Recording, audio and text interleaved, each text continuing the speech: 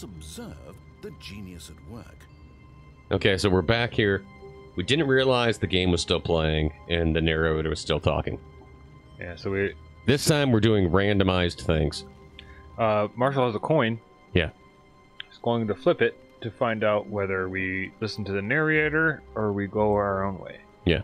So that's how we're going to play this round. All of his co-workers were gone. What could it mean? Stanley decided to go to the meeting room. Perhaps he had simply missed a Immediately memo. drop the coin. Do you want to turn off those computers? I don't know. No matter how hard Stanley looked, he couldn't find a trace of his co-workers. Why does that guy not have a computer? I don't know.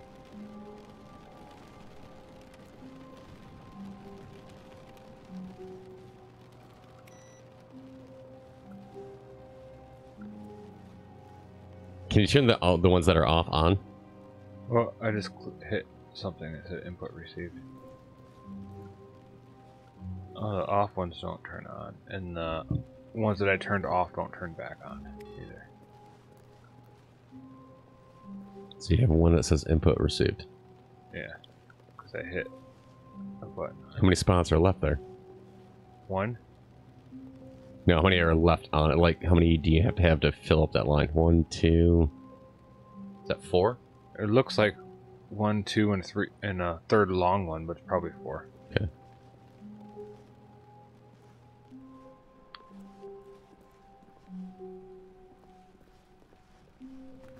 Can you imagine following this guy around an office building? Be like, what the fuck are you doing? Stanley came to a set of 2 open Okay. doors. Alright, flip your He coin, entered buddy. the door on his left.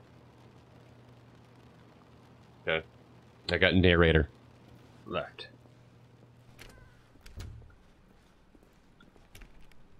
Alright. Here we are. Yet there was not a single person here either.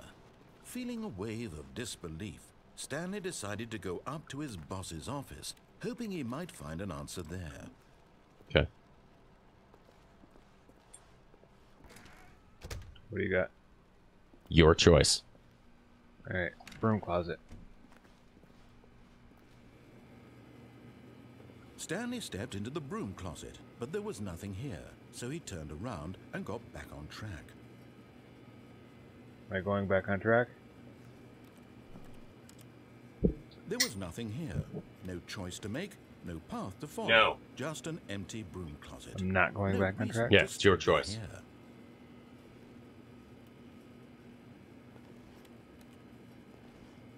It was baffling that Stanley was still just sitting in the broom closet. He wasn't even doing anything. At least if there was something to interact with, he'd be justified in some way. As it is, he's literally just standing there doing sweet FA. What is FA? Fuck all. Oh, okay.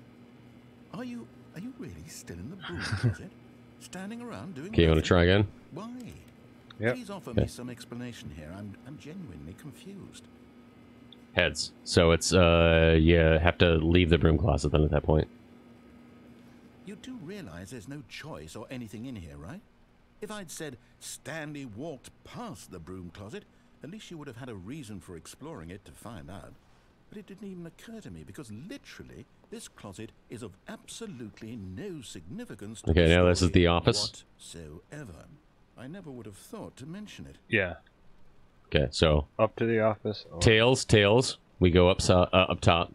Heads, we go down. Heads. Coming to a staircase, Stanley walked upstairs to his boss's office.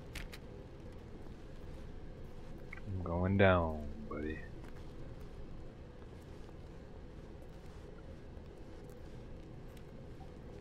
Is that a button or just a light?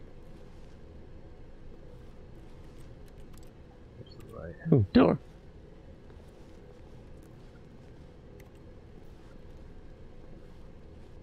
But Stanley just couldn't do it.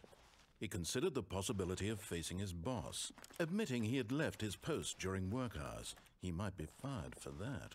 And in such a competitive How did they get a economy, car into that why had area? he taken that risk? All because he I don't believed know. everyone had vanished. His boss would think he was crazy. And then something occurred to Stanley. Maybe He thought to himself, maybe I am crazy.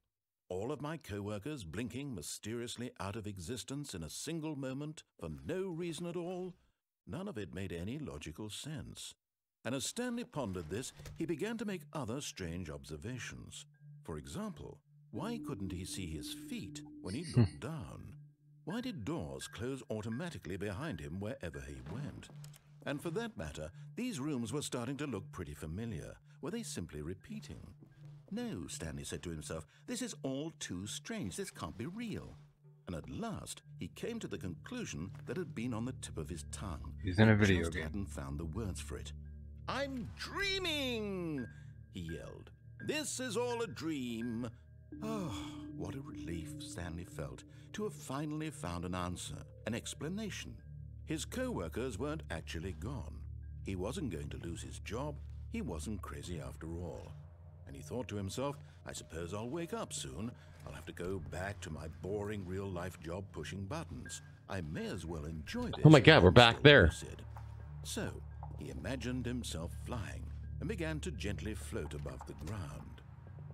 Then Whoa. he imagined himself soaring through space on a magical starfield, and it too appeared. It was so much fun, and Stanley marveled that he had still not woken up. How was he remaining so lucid? And then perhaps the strangest question of them all entered Stanley's head. One he was amazed he hadn't asked himself sooner. Why is there a voice in my head dictating everything that I'm doing and thinking? Now the voice was describing itself being considered by Stanley, who found it particularly strange. I'm dreaming about a voice It's Tom's computer. describing me, thinking about how Just it's sitting on a chair. describing my thoughts, he thought. And while he thought it all very odd and wondered if this voice spoke to all people in their dreams, the truth was that, of course, this was not a dream. How could it be? Was Stanley simply deceiving himself, believing that if he's asleep, he doesn't have to take Oh, you're in a responsibility cycle. for himself? Stanley is as awake right now as he's ever been in his life. Now, hearing One, the two, voice speak B4. these words was quite a shock to Stanley. After all, he knew for certain, beyond a doubt, that this was in fact a dream. Did the voice not see him float and make the magical stars just a moment ago? How else would the voice explain all that? This voice was a part of himself thing. too. Surely, if he could just... He would prove it. He would prove that he was in control, that this was a dream. So he closed his eyes gently, and he invited himself to wake up. He felt the cool weight of the blanket on his skin, the press of the mattress on his back, the fresh air of a world outside this one. Let me wake up, he thought to himself. I'm through with this dream. I wish it to be over. Let me go back to my job. Let me continue pushing the buttons. Please, it's all I want. I'm so sad. I want my apartment, and my wife, and my job. All I don't realize want is Stanley my was married life till now. exactly the way it's always been. My life is normal. I am normal. Everything will be fine. I am okay.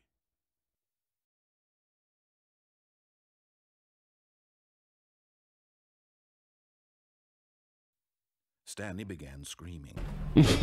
Someone wake me up. My name is Stanley. I have a boss. I have an office. I am real. Please, just someone tell me I am real. I must be real. I must be. Can anyone hear my voice? Freaking out here, man. Who am I? And everything went black.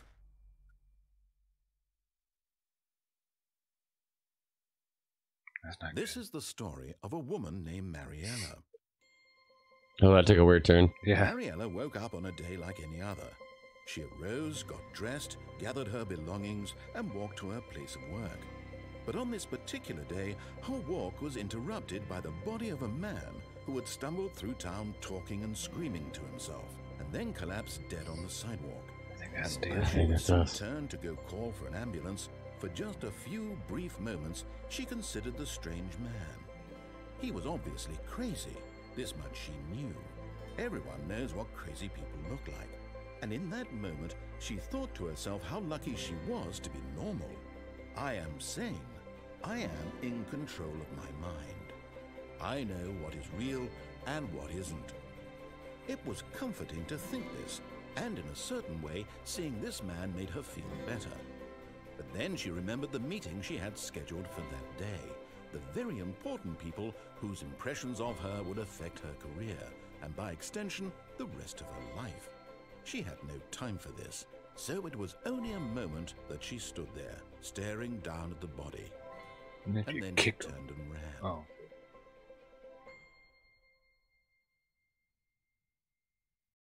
Huh. That took a dark turn. Alright, here we are back at the beginning again. Okay. So do you have an idea of what to try for one more run, or? I think we should go on the lift from the first episode all the way across the top and see what happens once we go inside of there. Yeah, because we did defy him Yeah. at one point, so we should try that. Yeah. Following him all the way through? Follow all the way through and just go with it, yeah. Alright. Not jump off that and get on that rail system, so we'll do that next time. Alright. Okay, click like, subscribe, guys. We've got some merch. Look at the hats. They're really warm. People in Alaska. Mine's baseball hat. Not as warm, but still nice. Mine's really warm. Do you want to change hats real quick? Yeah. Feel how warm this is.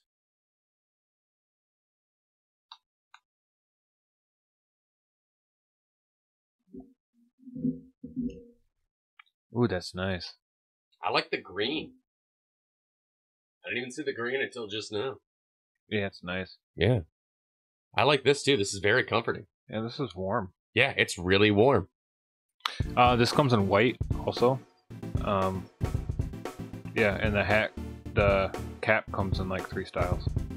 Anyway, yeah, check them out if you want. We got shirts and stickers and other stuff too. Anyway, that's it. Like, subscribe. See ya. See ya.